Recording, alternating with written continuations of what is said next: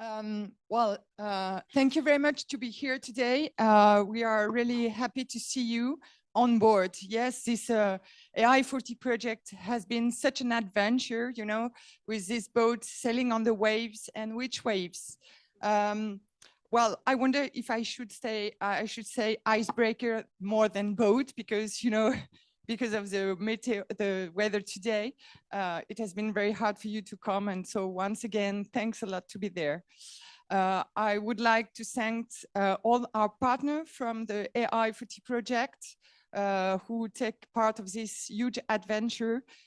It was full of emotion, of work, a lot of work. And yesterday we meet all together, and we mentioned the fact that we all learn a lot. So that was a great pleasure to work all together. And we hope these 2 days will reveal all the nice work we made all together. So thanks a lot. This project, as you know, is has been made by 17 partners coming from 5 countries. So it's a huge partnership, and it's not so easy to work with so many partners, but at the same time, it's very rich to see all our all our common points, and it was very enriching. The project has been dividing in 5 work package, and the first one was a bit of state of the art, or what is made in AI in each school of our European partnership, and how AI is used also by the teachers, by the counselors, by all these people. So we made national reports in each 5 countries, and this work has been conducted by the Italian ministry. We thanks a lot for this work, and with all the 5 ministries represented, and of course with the help of all the partners. The second step was to build tools, and we decided to create a MOOC on AI, a sensibilization on AI for teacher, but for students also, of course, at the end. So it was a great job. And then we decided to create textbook, and this textbook is going perhaps a bit further, and it's also for teacher, but also for trainer of teachers, for policymakers. And so it has been 2 tools, very huge, to create with all the partnership, and this work has been made and piloted by the University of Nantes with the coordination of the National Institute of Research in France. And so we thank all of them for this work. We are going, of course, to present it during these 2 days. Yeah, thank you. I think this is working. So as Evelyn was saying, as part of this training pathway and for the project design, so once that the tools were created, we then did the impact, so the impact study, so the evaluation, which will be presented shortly, so after us, which was coordinated by the CNAM, CNESCO, with all the partners that you will see in the table very soon. And then we had work package 4, which was dissemination and exploitation of results, which is coordinated by the Ministry of Slovenia. So we thank you for all of the work that has been done in it. And then the work package 5, so was the quality assurance led by our Irish team from H Learning. So I want to thank you all. I think the PowerPoint is working again. So that's great. So you can see what we prepared. You can see maybe the you have the QR codes for the tools that were developed. So you want to look for them, you will be able to see on the website of AI4T, you have all of the project deliverables, you have the MOOC and the textbook, and you have all the results shortly from the national evaluation reports. So if you are eager to discover all of that, you can go into these links. As Evelyn was saying, so for the what we did, you have understood that it was a detailed training pathway, which had also some webinars, online sessions. So each ministry recruited some teachers and schools to make them part of the program, and then they participated in a comprehensive training pathway. If you are wondering also for who participated in this project, so it was mainly teachers that had students from 15 to 17 years old from mathematics, English, and science, but you will see all of this in the evaluation that will be presented just after us. So you have all the panel of participants and our project members in here. You will discover them during these 2 days. And then we will give the word to the evaluation team. So we invite our evaluation team members to present the results. Thank you. Thank you very much. So as you will see, there is some shortage of the work package 3 members because of snow and weather conditions. But we have Simona and Deirdre joining us from Slovenia and Ireland. And we have, of course, Aurélie, who is coordinating this work package.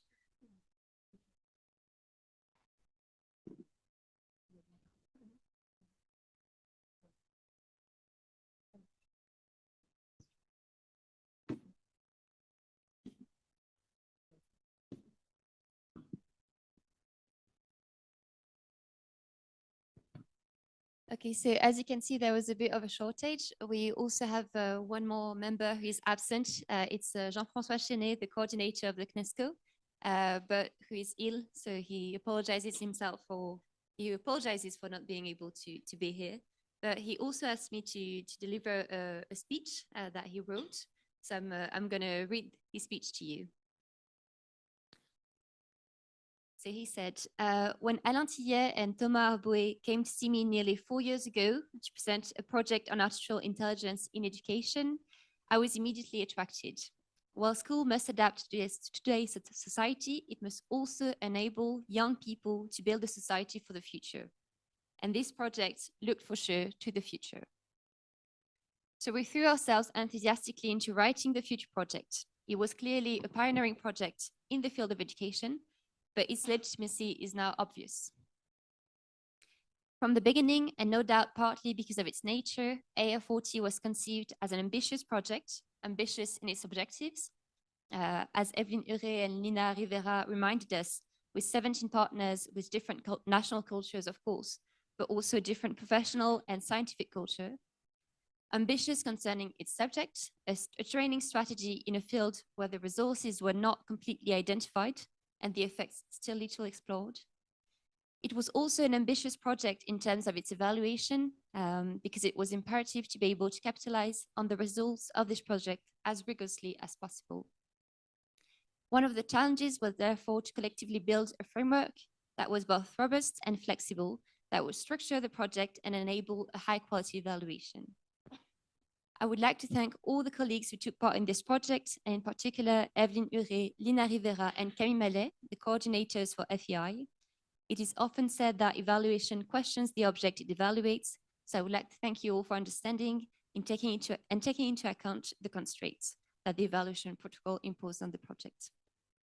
Thanks in particular to our French colleagues with whom we work more closely. And finally, I would like to thank all the colleagues in Work Package 3 who took on the evaluation in their countries and did their best to adopt a common approach to the design, administration, and analysis of the questionnaires and the writing of the national reports. Thank you also to my French colleague, Aude Labetoul. He also thanked me for coordinating the evaluation, and he gave me the floor. So I will now present the result of the evaluation.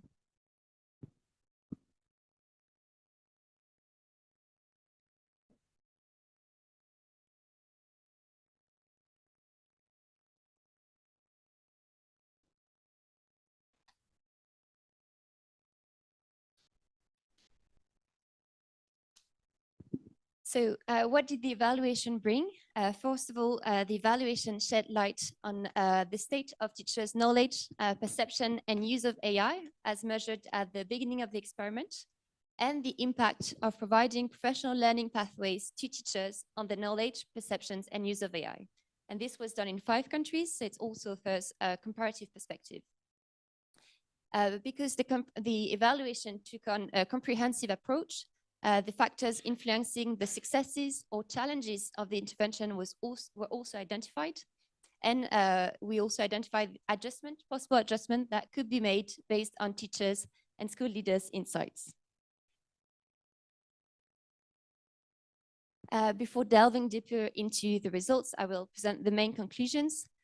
So what we can say for the initial state of teachers' knowledge, perception, and use of AI, first of all, we saw a highly positive attitude towards AI for education, which was a striking result, considering that we often associate AI with fears and concerns. But there was a moderate knowledge of AI and limited use of AI tools for education that varied from country to country. Regarding the impact study, generally there was no impact on teachers' perceptions of AI. However, there was a significant impact on teachers' knowledge of AI and a limited impact on use. And the feedback from participants was also that there was a high level of satisfaction with each segment of the professional learning pathways, but a demand for more practical aspects. And finally, there were also other factors that limited the access to AI tools that were not due to the intervention. So this table presents the sample. We see that there are three larger samples, France, Italy, and Slovenia, on which we were able to conduct the impact study, and two countries with a smaller sample, Ireland and Luxembourg. The sample is mainly made of math and modern language teachers. So that was the target of the experiment. It's 80% of the sample. But there are also a few teachers from other subjects, mainly in Italy. And these teachers were either, most of these teachers were experimental science teacher or computer science teachers, so related to STEM. Finally, it's also important to note that it is volunteer teachers.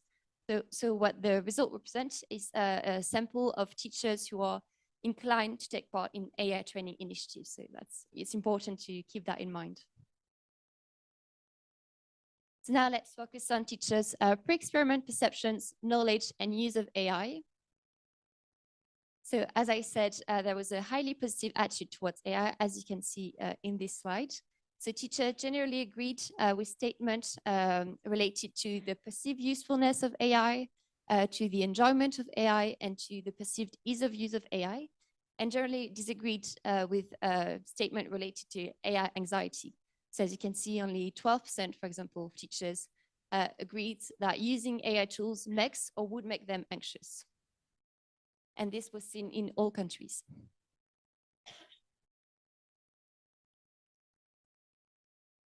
Regarding their knowledge, we asked them to rate their knowledge, and we see that generally they reported a medium level of knowledge. So we see that to the question, how would you rate your knowledge of AI? Teachers mostly chose the answer option rather poor or rather good.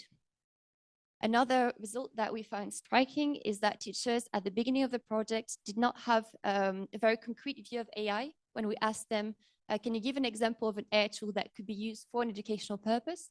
There's almost half of the teachers who could not name an AI tool that could be used in their job. And regarding the use, so we see that it varies depending on the country. So for example, in France and Italy, almost half of the teachers reported that they had not used AI tools this year, compared to 29% in Slovenia and 21% and 20% in Ireland and Luxembourg. So we see that there's a variation. In Slovenia, this could be due to the use of photomath. We also asked them about specific tool, and we saw that for Slovenia, the use of photomath was higher. So 33% of Slovenian math teachers use photomath, and 51% asked their students to use it. Apart from AI tools for education, it's also noteworthy to say that teachers use other kind of tools. So for example, 58% of language teachers use machine translators. And now moving on to the evaluation of the professional learning pathway. So first, we can say that teachers were quite satisfied with each segment of the intervention. It's generally around 80% of satisfaction. Particularly satisfied of the MOOC and the face-to-face session in the country where there were face-to-face sessions. And there are some variation in the textbook and in the webinars, and this is probably due to differences in the way the intervention was conducted. So the textbook was used to varying level depending on the country, and the webinars also took on different formats and different content. It seems that the format that was the most appreciated was when webinars happened in small groups and when they were very interactive and based maybe on more concrete aspects.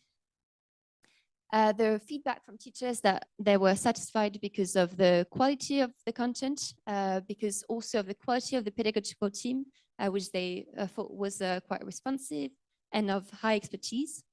They were also very satisfied of the peer-to-peer interactions that took place and blended learning format, or in Italy, the mix of interactive webinars with online resources.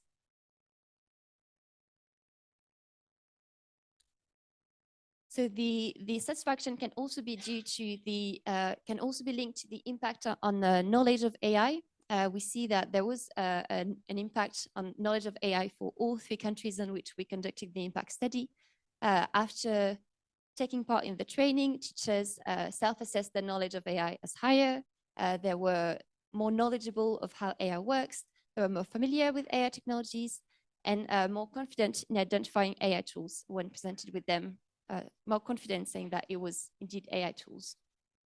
These trends we also saw similar trends in Luxembourg and Ireland, notably because of the interviews. So we also asked them whether they thought they had learned during the training. And we see that there were positive feedbacks in the interview, as you can see in the quote from one of the participants.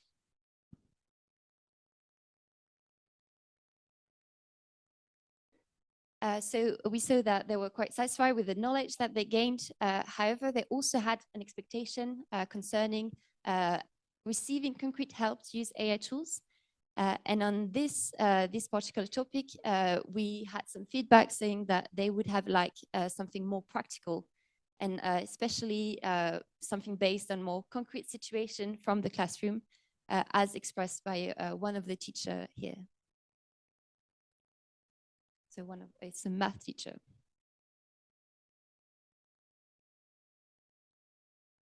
Now, regarding the impact of the intervention on teachers' use of AI, so we also see a variation here. So in Italy, we saw that there was an impact on use of AI.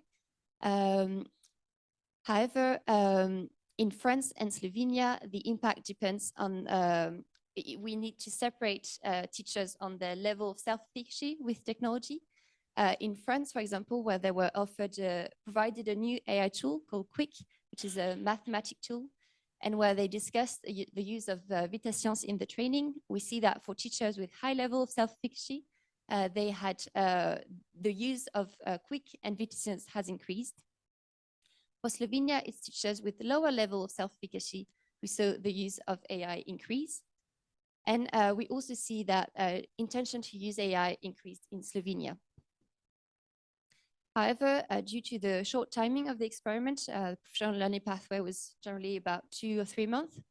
We did not see an impact on frequent use of AI tool, which means that teachers did not have time to maybe integrate AI tools into their regular practice.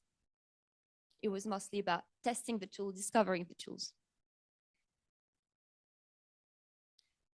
Another reason why the use of AI tool was limited was because of barriers that the teachers reported. So we see that AI tool was complicated by license fees. There are a lot of tools which have license fees, and they only have access to a free version. There's maybe just a day, for example. Even in France, where they were provided the tool Quick, because it's a paid tool, they were expected they wouldn't be able to use it the next year, which was also something that hindered their use of the tool. Then there were also problems with GDPR compliance. Sometimes they had directives from the administrative authorities prohibiting the use of specific tools. There was this problem with ChatGPT, for example. And also some teachers reported that tools were not always specifically tailored to their need, to their situation. And it was mainly the case of teachers from vocational schools who said that it was not tailored to their program. Hello.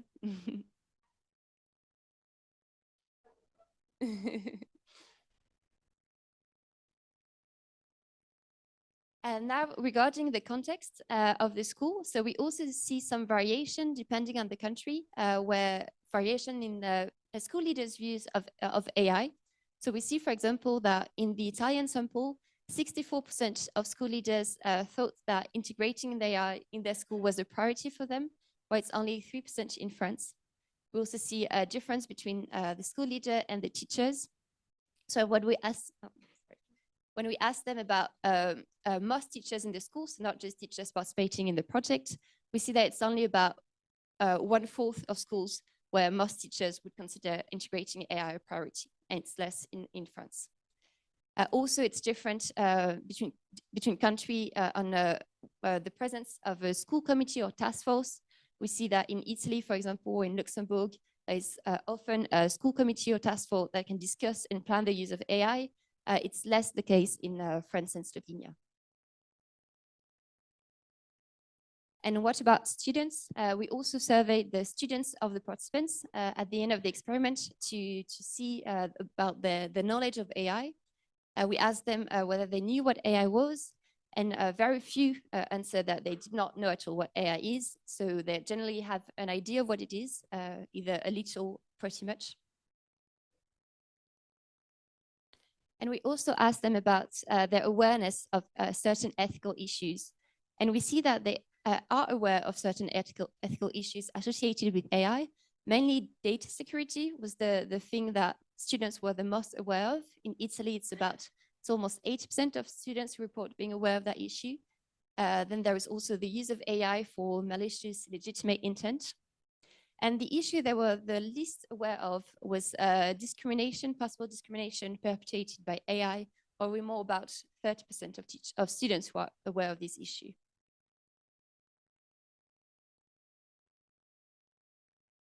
Now, regarding the comparative perspective, we did here a bit of a summary of the differences between countries. So we saw that they did not start at the same level. So some teachers, there were a prior use of AI, for example, in Slovenia, Ireland, and Luxembourg, which was higher than Italy and France.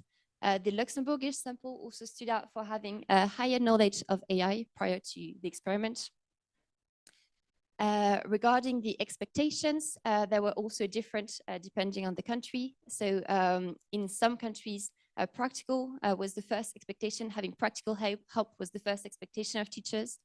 In Slovenia, it was the same proportion between practical and theory. And Luxembourg, it was more theory. Regarding the impact, there was more impact on use in Italy. And regarding the feedback satisfaction, generally teachers were satisfied in all countries. And now regarding the general evolutions that we saw through the questionnaire, because we also surveyed a control group. We did a comparison between a control group and an experimental group. So we can say things about how their perception has evolved. Because during the experiment here, there was a boom in generative AI, so teachers were much more exposed to AI tools. We measured that because we saw that 28% of language teachers said that they had used ChatGPT. Proportion is high in Slovenia, and 42%. And 80% of language teachers had asked their students to use ChatGPT, compared to 36% and 36% in Slovenia. In France, they were also offered the tool Quick to everyone, even those who did not take part in the training. So the use of Quick had increased in all the sample. And generally, we see that the use of AI, generally teachers had tested AI more at the end of the experiment.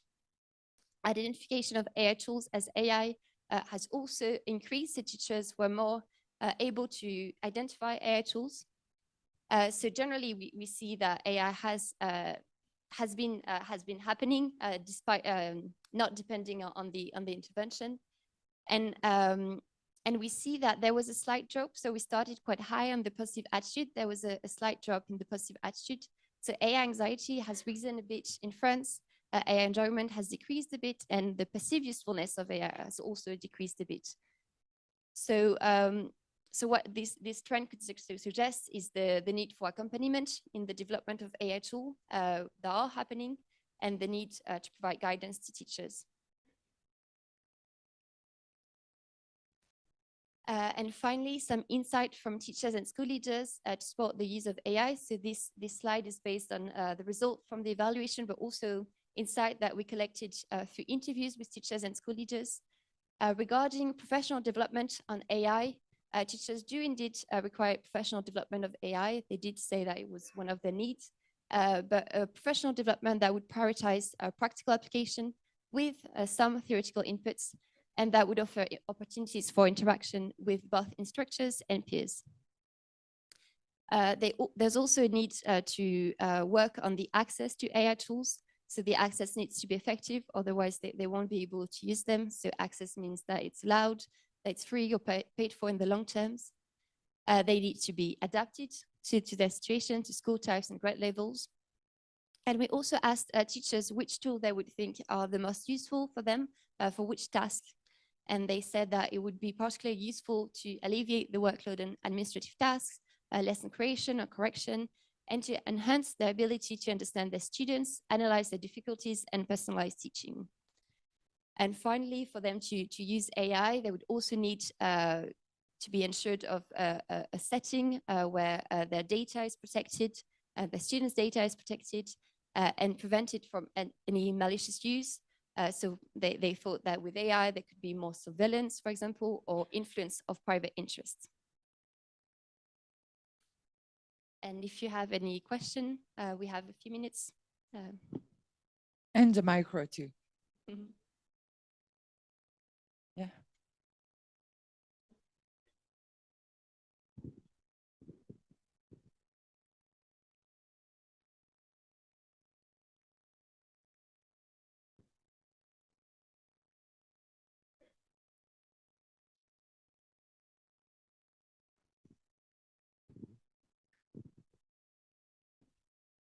Apologies, I missed the beginning because of the trains, and I wondered what instrument you used to measure attitude. Yes, so we had surveys. We had a teacher survey that we measured at the beginning of the experiment and at the end. And we asked the scale, we used scales on AI enjoyment, AI anxiety, perceived usefulness, and perceived ease of use. And then we also had interviews, but we measured attitude for the survey. Thank you.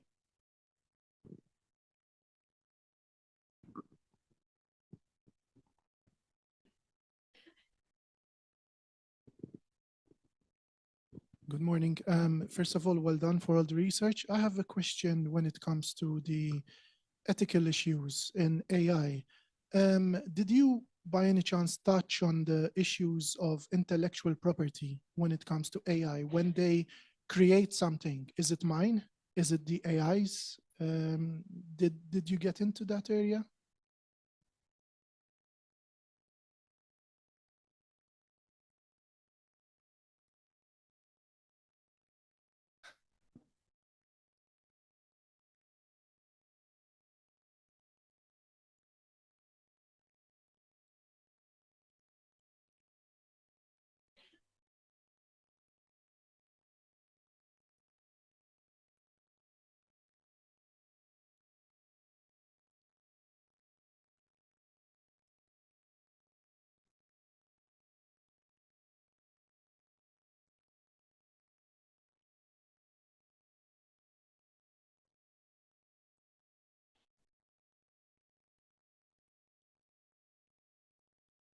Thank you very much. Do you have some other question?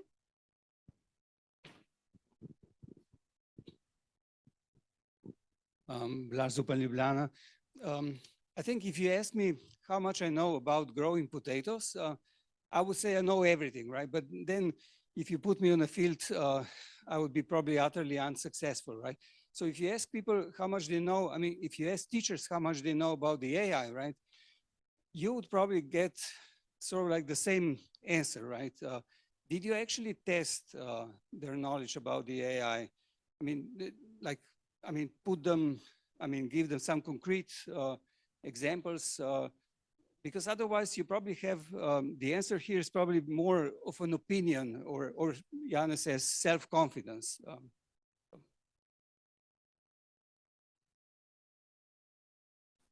So it wasn't just self-reported, I feel comfortable with it.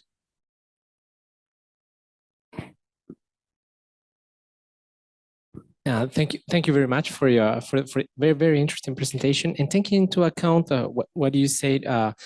Most of the teachers, and I think it's normal in this kind of study, as they are volunteers, were very motivated for this kind of technologies, for digital technologies in general. I think What would you think that it will be the main challenge for the future? You present three probably challenges. One is if they will integrate these tools to the practices, and that we see that is not so high, and they are very interested by this subject.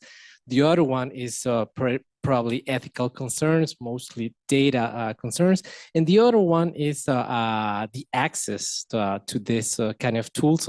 But what do you think with all the work that you made, what do you think that will be the biggest challenge for the future, especially that probably it was made this study also new things appear like ChatGPT, and I think this impacted, I don't know in which measure, but I think it's very important actually this variable too in the study that take a different kind of years, and in the middle of the study appear this kind of new tools.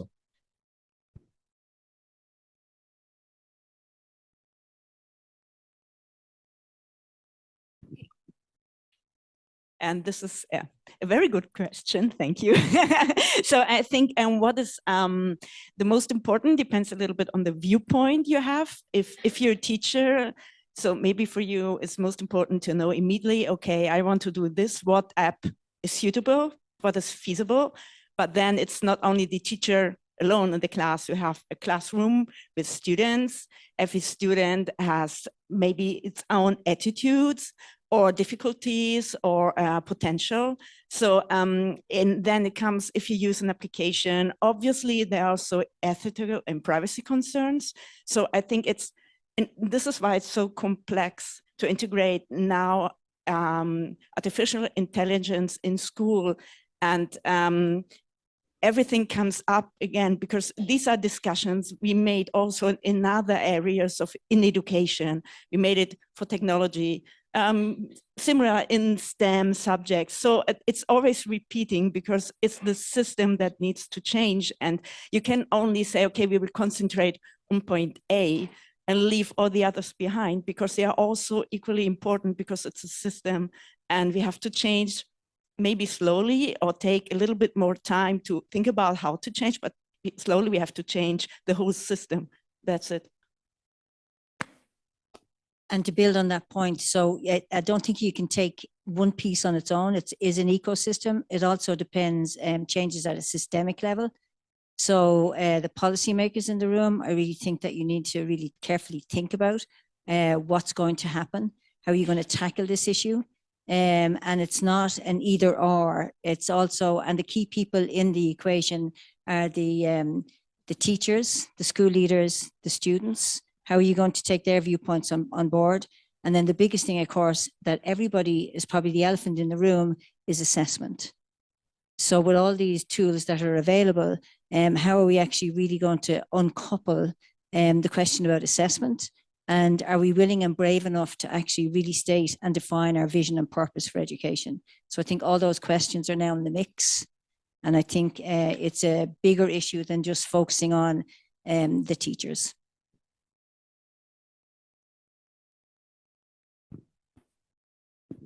Is there one other question? Yeah.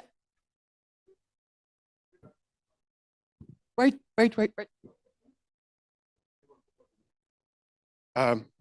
Great presentation. I just wanted to quickly ask a question about, and apologies if it is not a relevant question. So you talked about pre and post evaluations, and some of the results were quite different in the post evaluation. So I was wondering, what kind of variables did you control in this kind of pre and post evaluations? I'm not really asking about any strong theoretical control variable experiment here, but I'm just curious about the impact of such a huge wave of generative AI might have had in at least some of the post results that you have been observing.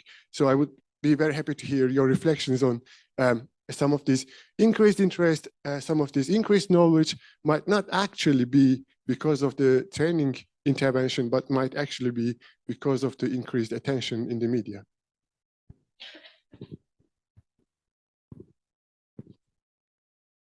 Yeah, so this is not something we can control on whether it was from the media, whether it was generative AI, whether it was also participating in an experiment, because we didn't have, the protocol was to measure the impact of the intervention. So this was the the thing where we control to measure that impact. And this is more a side result because we think it's interesting to offer a perspective on this.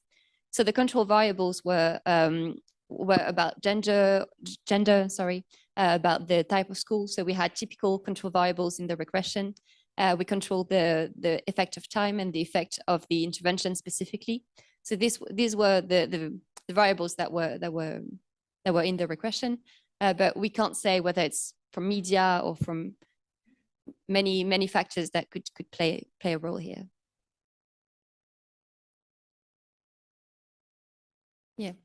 Yeah, we had two groups, a control group and an experiment group. So one who took part in the experiment in the professional learning pathway and one who didn't. And these two groups were randomized, so they were similar. So we were able to compare between these two groups. There another question over there? Yeah.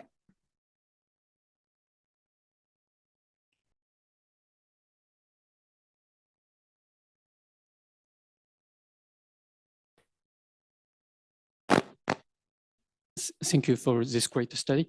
Actually, I have two questions more about the results, the split of the results. First one concerning the prioritization by the school leaders and the teachers. We see a very clear description between a French community. By the way, I'm from ETEC France. Basically in France, it's like 3%, 5% versus at least 20% for the other countries. Do you have any insights why this clear discrepancy between France and the other countries? So the first question.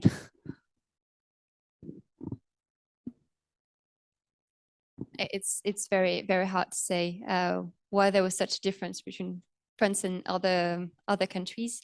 It could be due to the sample. It could be schools that were more involved. Schools recruited may have been particularly involved in digital innovation in some countries, but it could also be due to the country, where in France maybe school leaders did not have as much incentives to get into AI and to adopt AI in their schools. I don't know if you have any insight on. No, actually, we don't know reasons why. The sample is not representative. These are volunteer schools, teachers, and school leaders that participated.